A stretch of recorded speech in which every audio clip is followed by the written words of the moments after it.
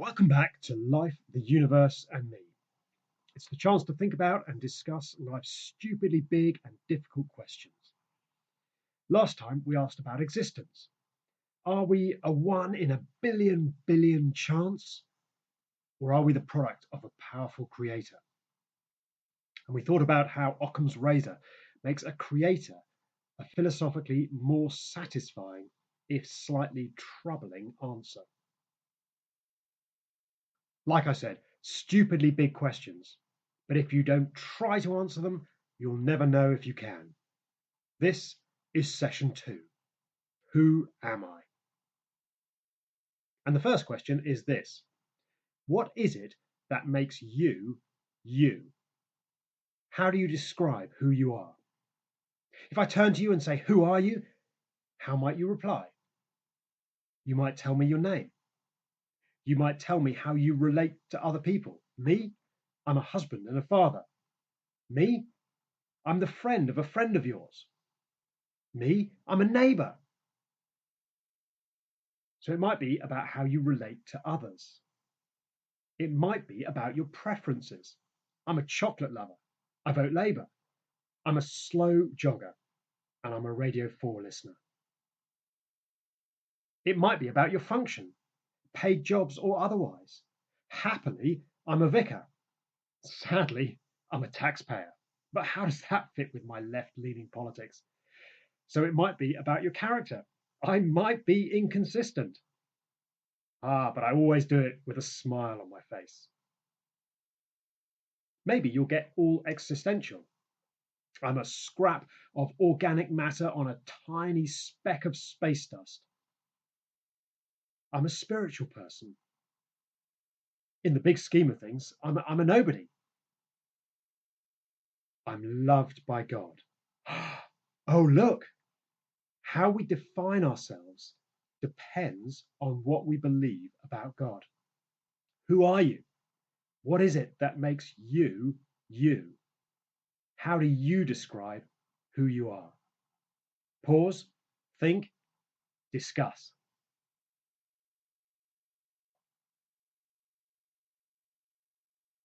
Okay, it's going to get a little uncomfortable now because the next question is about your value.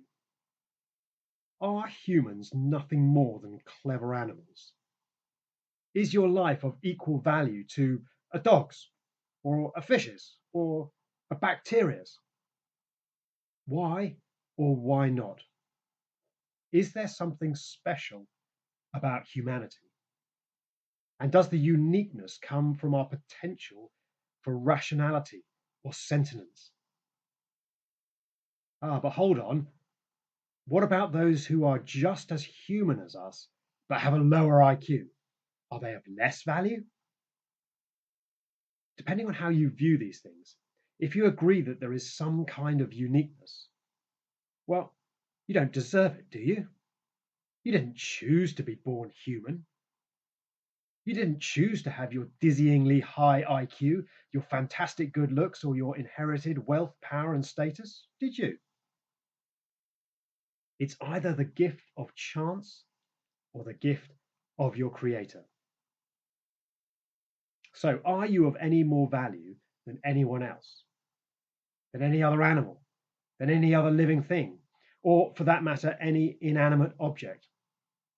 What do you think? Take a pause.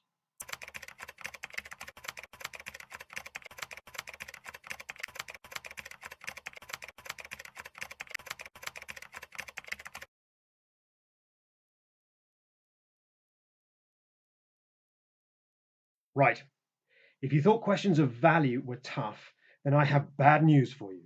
There is much tougher stuff to come. Try this. Are you able to make free choices? Are what you think are free choices actually just a product of genetics, experience, and brain chemistry? The question is this: are what we think are free choices really just predetermined? Are we living in an iron cage that is the laws of nature, thinking we're free, but really having no control over our thoughts or choices or anything? Transport yourself to the deck of HMS Victory on 21st of October 1805. It's the Battle of Trafalgar, and in the course of achieving the famous victory, Nelson has been shot.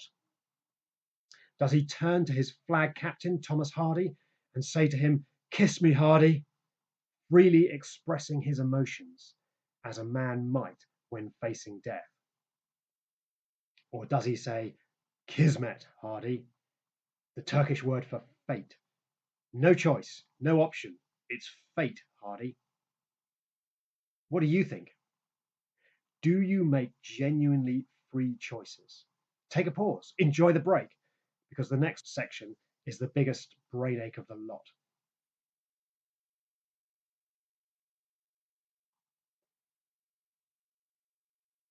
17th century French philosopher René Descartes is famous for saying, "I think, therefore I am."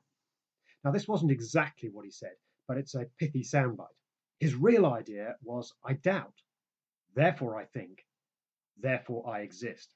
Now, okay, it doesn't sound so good, but his idea is that if you are rational and can therefore question your own existence, it actually serves to prove your existence.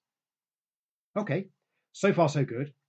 But now, following a philosophical argument from C.S.Lewis that he called the difficulty of naturalism, we're going to take that a step further. Lewis's argument is that rational thought doesn't just prove your existence, it proves that you are supernatural. Now, don't shout me down, don't tell me to shut up just yet. Stick with me for a moment. You are supernatural. The argument goes like this. Suppose you are a scientist. You apply the scientific method. Only reasoned argument counts. As far as you are concerned, the universe is predictable. Cause and effect, like the clockwork machine. But can that be applied to your thoughts? Are your thoughts like a clockwork machine? If science improves enough, will your every wish and desire be utterly predictable? Now, suppose you're a criminal.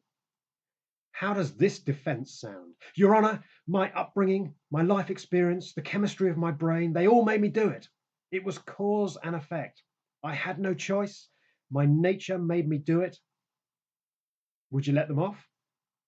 Now, sure, there may well be mitigating circumstances, but they still decided to do whatever it was they did. C.S. Lewis argues that every act of our own will is, in fact, a supernatural event. As we make a choice, it is in fact something that could not have been predicted beforehand. The scientist's rational argument that nature is a closed, predictable system breaks down. Being rational implies being supernatural. Do you agree? My question again, what does being able to reason tell you about yourself? Pause, breathe, you probably need to.